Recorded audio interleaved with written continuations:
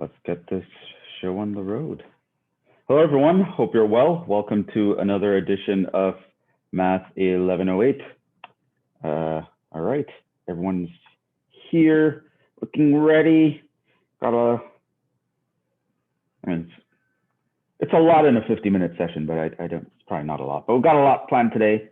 Like I said, today's the day I'm putting you guys into groups. To kind of keep up with the flow, I probably don't want to stop and talk about the project now. Instead, I'll just have you guys go into your groups and I'll post the project on the website and you guys can discuss it and have, I'll probably talk a little bit about it on Friday and you guys can ask me questions over that time period. But today I really want to actually get through a bunch of examples. So that's kind of going to be the focus. So we will do that. So I will remind you of what we've covered so far, go through some examples with you guys, and then maybe put you guys in your groups, have you get your contact information swapped. Some of you might even have each other's contacts already based on the groups that I put you in previously, but these are new groups now, and these are your permanent groups. I'll probably have you guys work on some problems together as well. Oh, I have a question here. Do we have class on Friday? Oh, let me double check that. I keep forgetting these holidays. If we don't, it's definitely in the syllabus. I would have definitely put it on the schedule. So let me check. That is a very good question. As in April 2nd, no, we don't have class. So I will not see you guys until Tuesday. So I guess if you have any projects.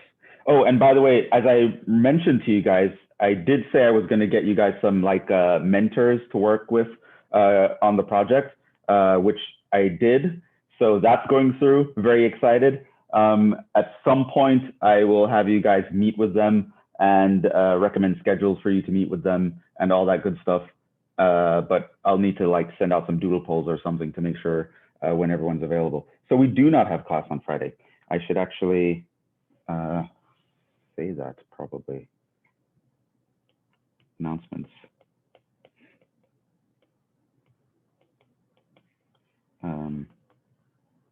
No class on Friday, April 2nd. Woohoo, we get sleep in. Yeah, this 8:30 thing is not getting better. Two, group project posted on website. 3,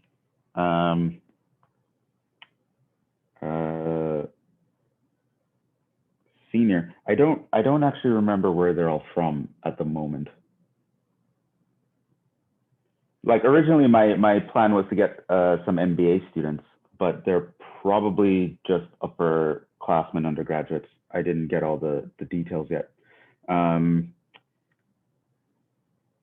Senior mentors have been found to help you with your project.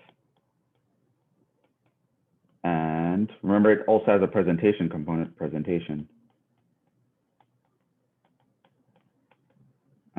So look out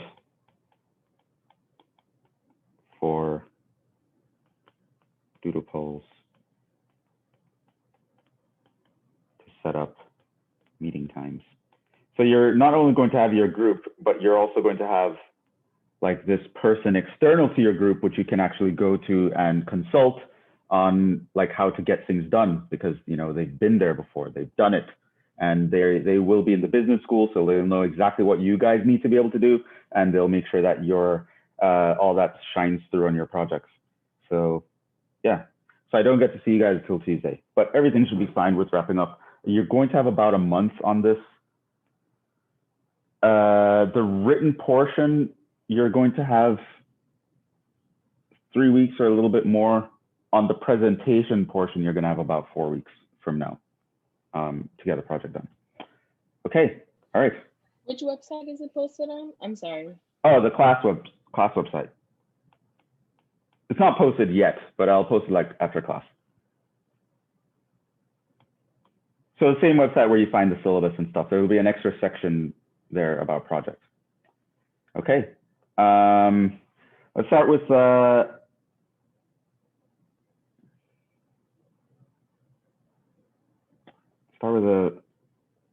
small review.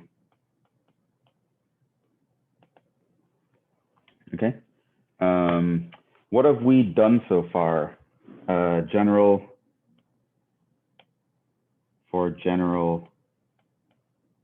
counting principles.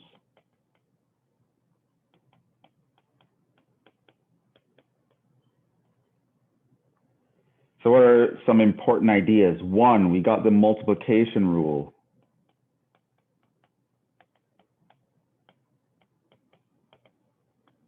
Okay.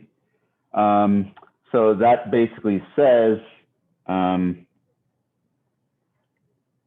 an experiment with R stages where each stage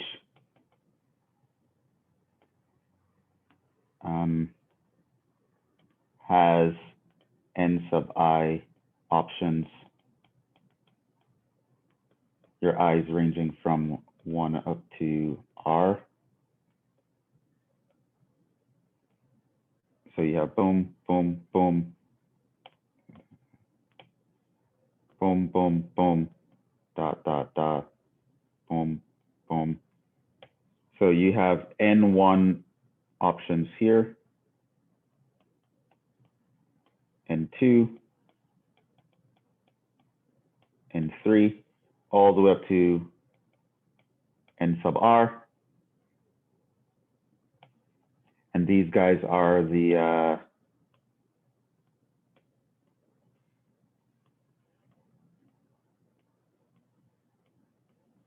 stages.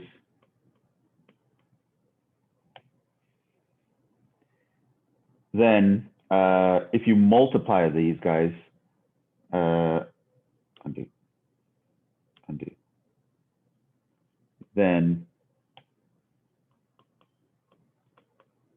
the total number of outcomes, total number of possible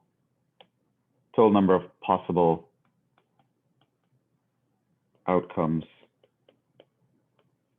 for the whole experiment is N1 times N2 times N3 times da da da and R. Then we saw the situation that if all the Ni are equal, say coming from a single set,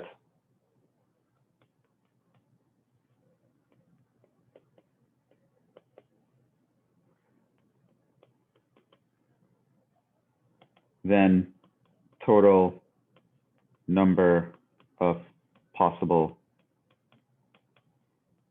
experiments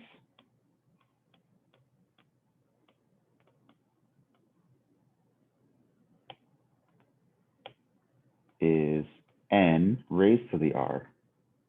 Let's say they're equal,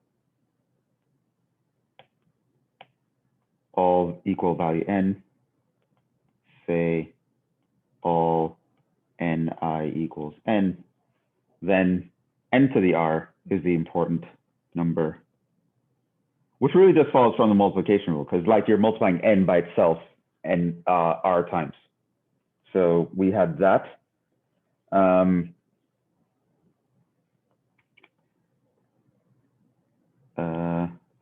The above is also the number of ways to create tuples of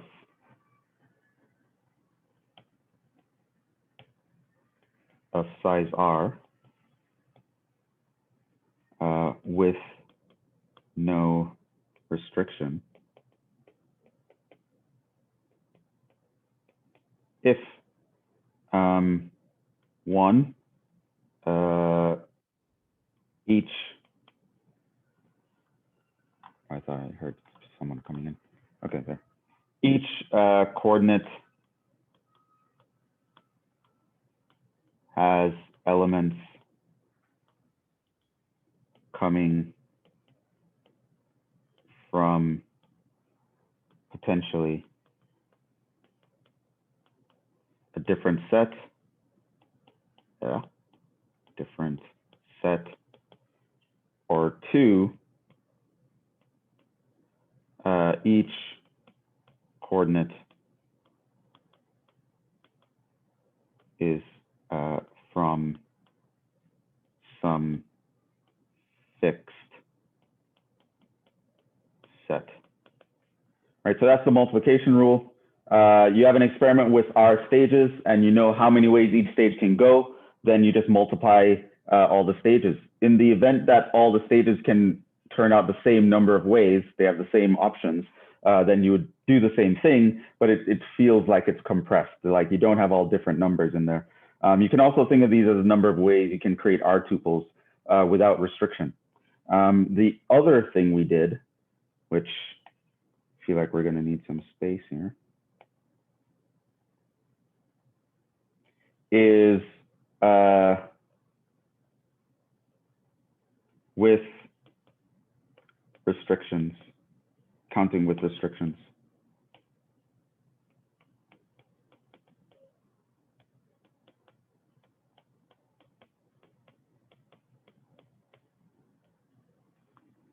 There are two important cases, cases where order matters.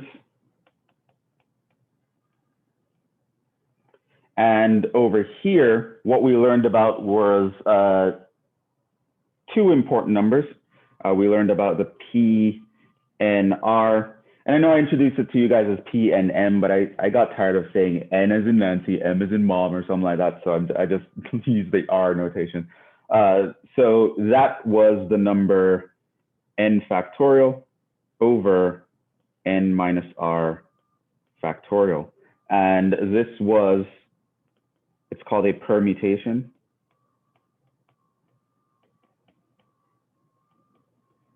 And it is the number of ways to choose R objects from N objects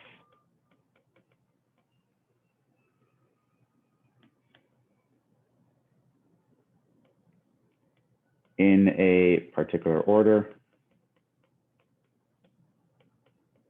or to arrange in a particular order.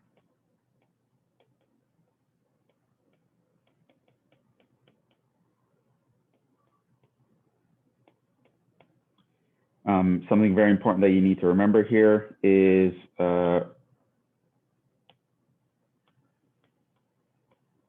repetition not allowed.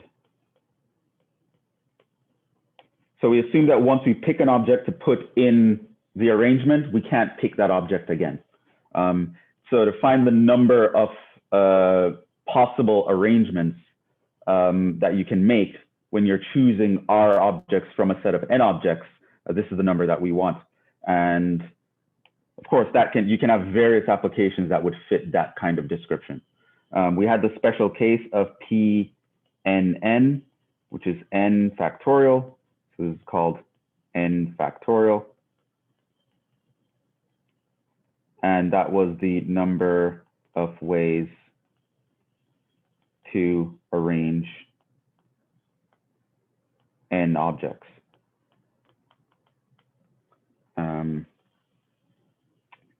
Repetition not allowed.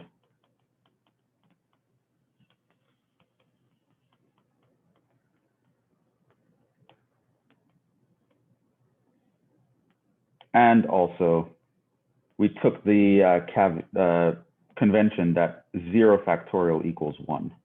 and that had to be true. So these are the two numbers that we learned about in this section. So this is a little bit different from the previous counting situation. Here we have an experiment with stages, and this is an overarching thing. You can use the multiplication rule while using one of these guys. That's very important for you to know. But you can talk about stages and how many ways some sort of experiment can be built. You can also talk about arrangements, like how many ways can I, out of a set of some objects, how many ways can I pick objects and put them in order? How many ways can I arrange objects in order from a larger set, right? So those were the permutations. No, I present to you, ladies and gentlemen, the permutations. Okay, then there was the situation where order does not matter.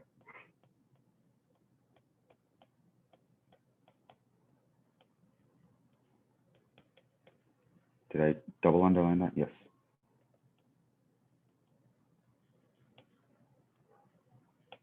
Okay. So again, you can also think of these guys because order matters. Whenever order matters, so the above can be visualized spatially as tuples. So when you're talking about like objects and you're looking out in the real world and you're trying to think, how can I arrange objects? Once you have order matters, you want to kind of imagine that you can, the mathematical structure that you're going to put these objects in is a tuple, right? So when order matters. When order does not matter, we're kind of thinking of creating sets as opposed to tuples, right? So if order does not matter,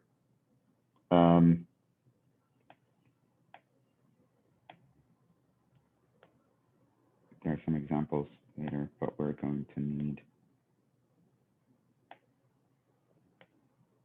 some space. If order does not matter, we found something called a combination. So this was CNR. This is n factorial over r factorial times n minus r factorial.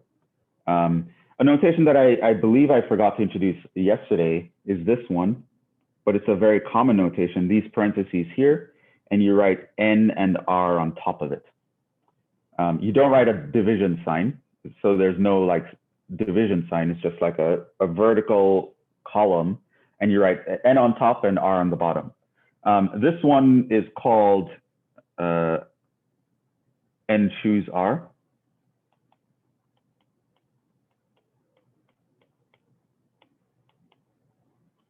Or it's a combination. And this guy gives the number of ways to choose R objects from N objects in no particular order.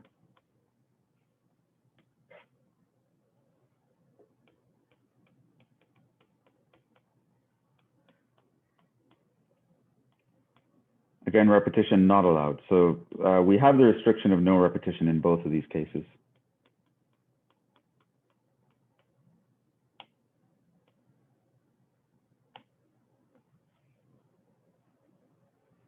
So that was n choose r.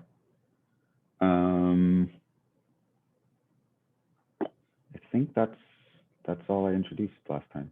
And it turns out these are all the actual accounting principles that we're going to need for what we want to do. The thing is, they are mixing and matching. So we can visualize the above.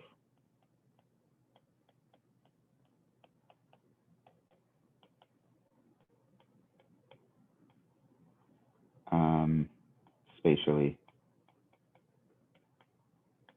by creating sets.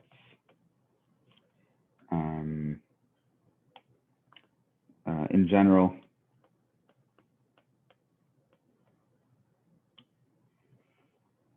let's call this, I don't know, 3.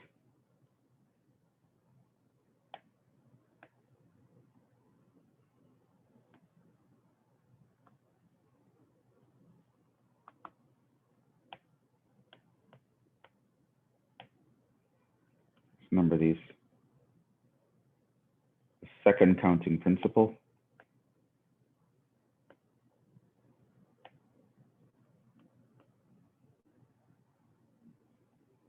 I already numbered that one. Let's renumber these like, I don't know, A and B or something. A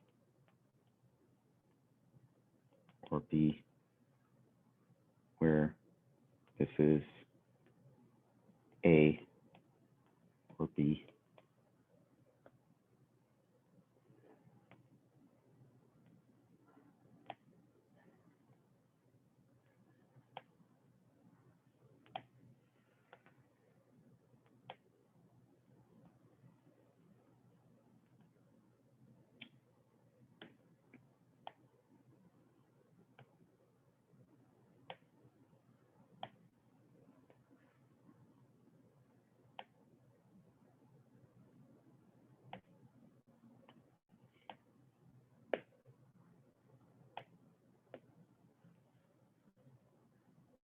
Okay, so let me make a comment here. In general, the above principles can be mixed and matched to solve a problem. However, chances are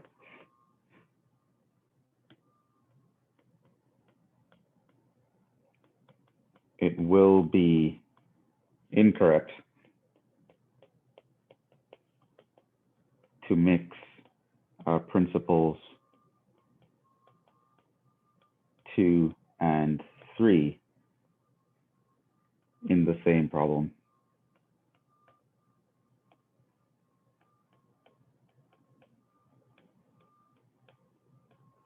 Especially on the same step.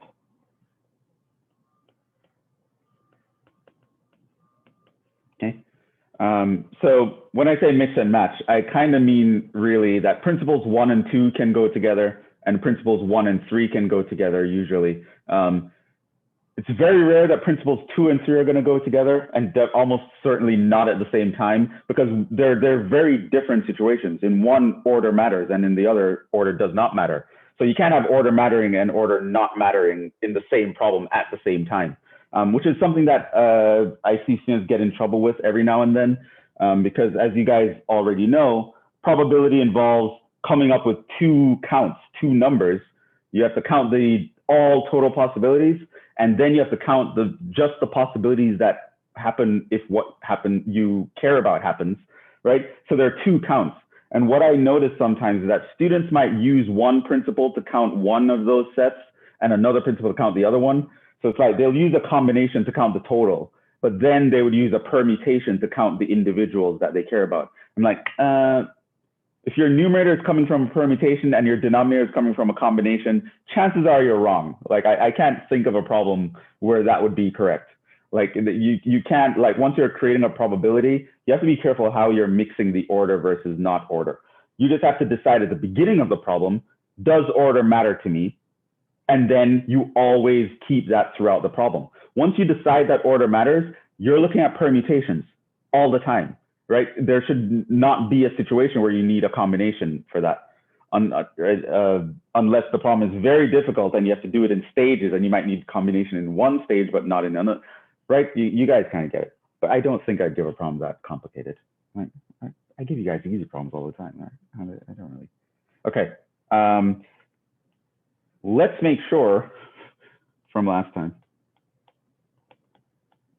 that we actually know how to compute these guys. So last time I asked you guys to compute C of 25, 7. Another way to write this is 25, choose 7. And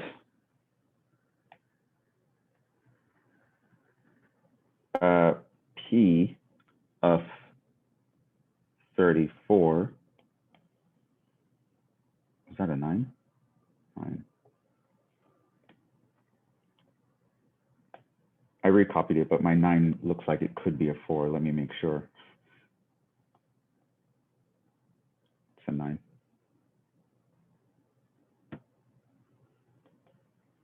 Okay, so I want you guys to put this in your calculator. Tell me what you get. For the first one, I got 480,700. And for the second one, I got, I don't know if I'll say this correctly, but 19,033,511,777,280. That's a lot. Okay, so give me the next 3, 19 next 3 numbers. 033. Next 3. Yeah, you said next 3. Yeah, what's the next? 511. 77. 7, 7. Yeah. Another And 7. then 280. That's it. okay. Yeah, that probably sounds about right. So, and of course, you wouldn't want to list all that. We saw last time that it would take you 32 years if you're counting a number per second to count to a billion. Yeah, a billion would be like 1 with that many zeros after it. Yeah, you're going 1,000 times that, and then 20 times that. Yeah, it'll take a long time to actually get that. To count up to this number, you would take longer than America has existed as the United States. Like yeah, it's going to take forever to count up to that. But what this really is, it's not actually that big of a process in the sense that what I'm really asking is how many ways out of 34 things can I take out 9 things and arrange them in a specific order, right? And on one hand, it might not sound like that should be a lot, but it's a lot. It's like 19 million trillion, 19 trillion. It's not, yeah, it's a lot. Conversely, so this is maybe to compare, we can do C34.9 and talk about that. And then we can compare. One thing I guess, want to show you guys as well is you can actually do this in Wolfram Alpha. So you can type the notation as I was showing you guys in class. Cite the number, then P, then the number. So if I went 34 P9,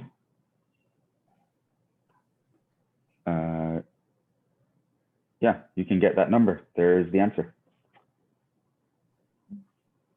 If you went 34C9, it's going to be a smaller number, significantly smaller, 52 million, 52,451,256. Am I going to remember that? I'm not great with numbers. 52,451. Yeah, I forgot. It wasn't 256. I don't remember. It's too early. Yeah. 52,451,256. 52,451,256. I'm surprised I got that. But yeah, forcing order on it makes it larger, right? Because it's not just you can have the same set. Now the order in which you write things in the set matters. So you get multiple things for each set. So a combination is always going to be smaller than a permutation, which is the danger, right? I mean, so if you're mixing combinations and permutations, if your numerator is a permutation and your denominator is a combination, chances are your numerator is going to be too large in comparison to your denominator. So we have that. Similarly, you could do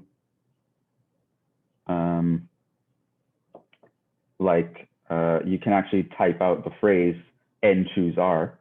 Usually I put it in parentheses if I'm going to be multiplying stuff. So let's see, where was that? So we can do 34 and you can actually type out the word choose. 9.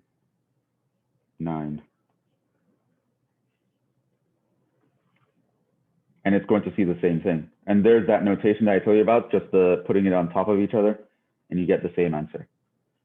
So you can actually type this into Wolfram Alpha. It will understand you. It's also called binomial coefficients. I lost that. It's also called a binomial coefficient.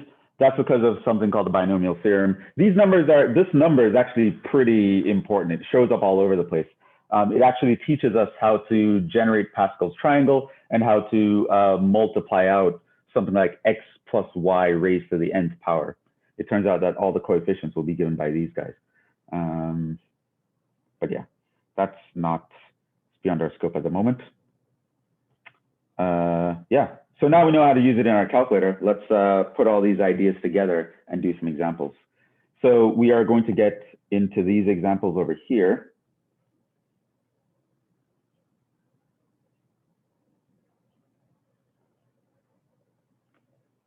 And I'll leave them in the notes for you guys. And then I will talk about some other stuff. So these examples will vary in difficulty. So, you know, I'm gonna take one for the team. I'm gonna do some of the hardest ones. So I'm gonna do like problem 1 and 2, and maybe leave you guys to do the rest. So yeah, let's do that.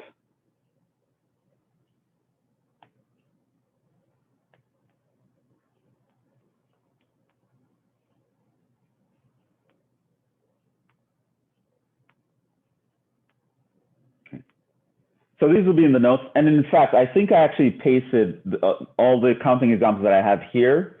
They're currently posted on the class website in a PDF document. If you scroll like all the way to the bottom, you'll see a document called counting examples, and they'll be there. I just copied from that document, put it into OneNote. Right? So as I mentioned, counting is important. We need to know how to count. We spent last class learning how to count. So now let's actually put it to good use. You have 3 shirts and 2 pants. How many possible outfits can you create? Right? Creating an outfit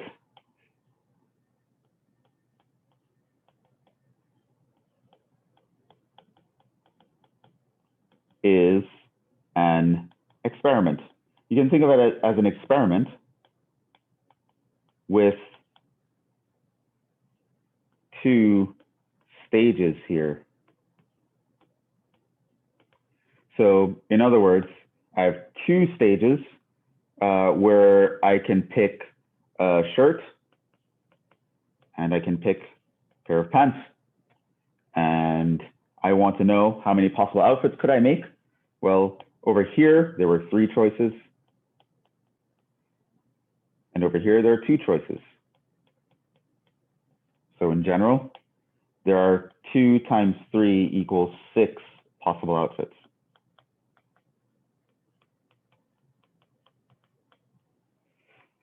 And you can go and label them. You know, one outfit is shirt 1 with pants 1, or shirt 1 with pants 2, shirt 2 with pants 1, shirt 2 with pants 2, shirt 3 with pants 1, shirt 3 with pants 2, right? You can label them that way. But of course, you wouldn't want to do that. You just can know, well, this I can consider getting dressed as an experiment with multiple stages, where each stage I choose an article of clothing. So that's the kind of thinking you're going to want to have with these sort of things. You're going to want to read a word problem, and you're going to think, how can I conceptualize this? Can I think of it as an experiment with multiple stages? Or can I think of it as I'm choosing from a set and putting things in order? Or I'm thinking of this as something else?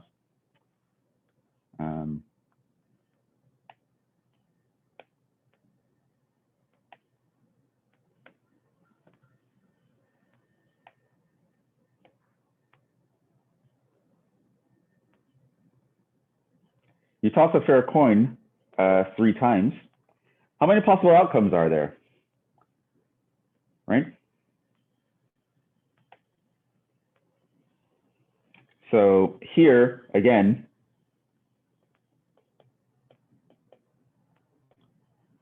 we can think of tossing a coin 3 times as an experiment with 3 stages.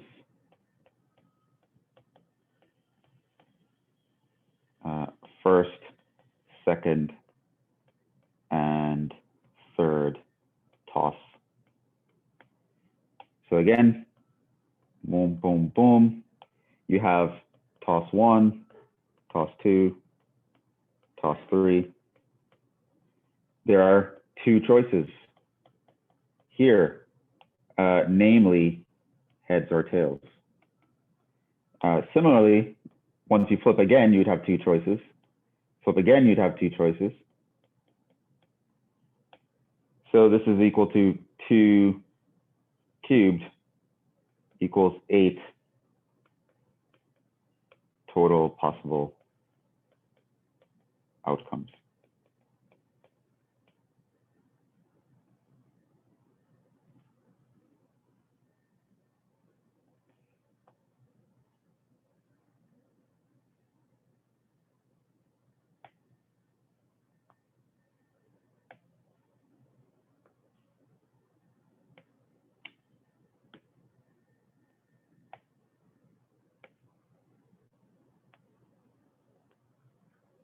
Okay, so hopefully that's clear. Yeah, these are the hardest ones, man. You guys should thank me for doing these ones for you. You guys will have the others to do. Yeah, to do all the heavy lifting around here. Okay, so 2 fair dice, 6-sided dice. Hopefully you know what dice are. Those are the little thingies, little cubes, like Casino Royale. You had 1, you had 2, 3, etc. Right? So you want to toss 2 of these. How many possible outcomes are there? Well,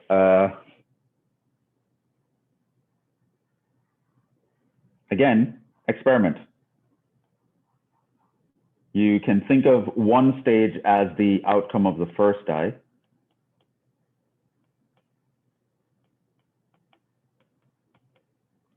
The other stage is outcome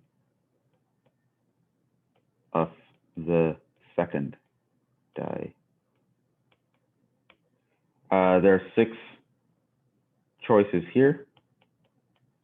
There's 6 choices here.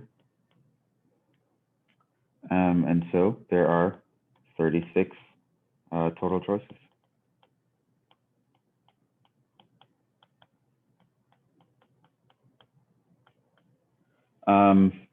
Sometimes for the dice example specifically, it's nice to visualize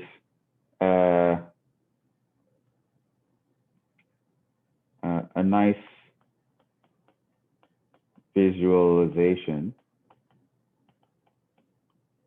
for tossing 2 dice of various sizes.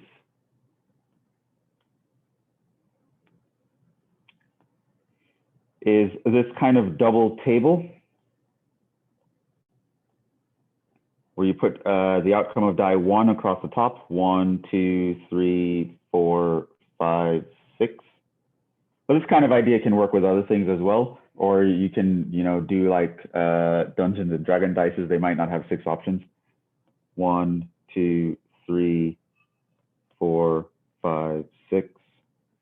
And you can actually look in each situation, and you can actually see all possibilities. Now, there are times when you might want this extra visualization, because I might just ask you, I don't care about the fact that you're tossing the 2 dice alone. I care about when would I get the same number on both dice, or when would the dice add up to a certain number? Like, how many ways can you toss a die so that the sum would be 5, right? So that could be something that you'd want to care about. And you may want to visualize these, and you may want to actually put this into a table of die 1 versus die 2.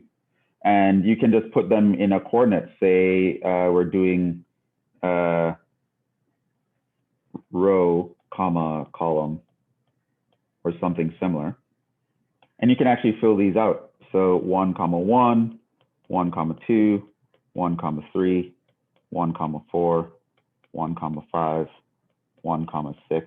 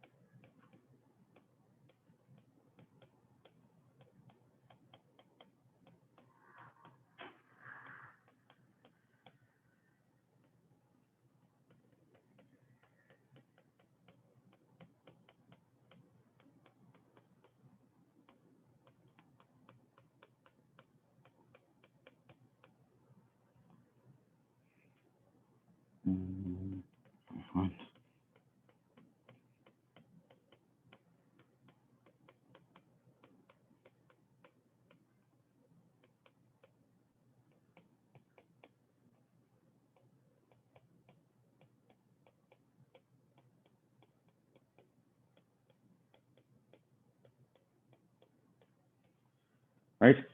And so now, if I wanted to pick out all the ways that, oh, I get the same number on both sides, for example, I could know that, oh, that's the guys on the diagonal. There were 6 guys out of that.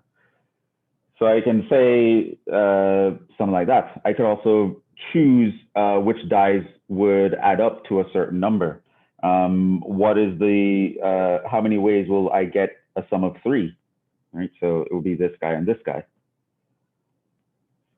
Right, or something like that. How many ways will I get a sum of 4? Well, it will be down, well, it would be down this diagonal, right? How many ways can I get a sum of 7? It will be down this diagonal, right? You can kind of see all the options right in this table.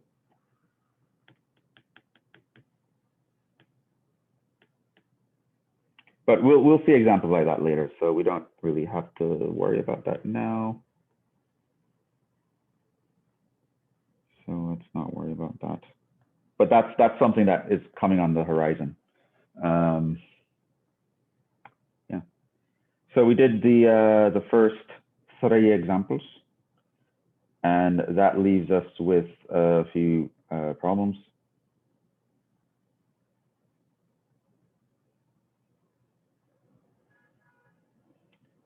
Okay. So next time, group 1, group 2, group 3, group 4, and then all groups. You guys are going to try these for next time. We'll talk about that. Next time being Tuesday. Yeah. So for now, what I'm going to do is I'm going to put you guys into your groups. And at some point, if anyone's missing, I'll email you guys what the groups are as well. But you guys should just meet face to face, chat for a couple minutes, and then I will let you go. That being said, what I will do right now is I will end the video. So I'll say my usual goodbye, but you guys are going to stay. So, and then you're going to like talk to each other. So yeah, I'll see you guys in the next one. Ciao. Okay, all right.